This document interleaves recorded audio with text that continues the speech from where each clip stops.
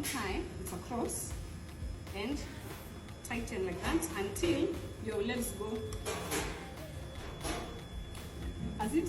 Good. Aya, look. See, I'm here. Tie. Just secure that one. One tie. So, alright?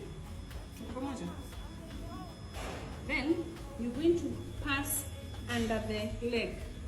Is it under or over? Over the leg like this. Look. Over the leg like this. Yeah. Bring it back. Behind the wing. Yeah.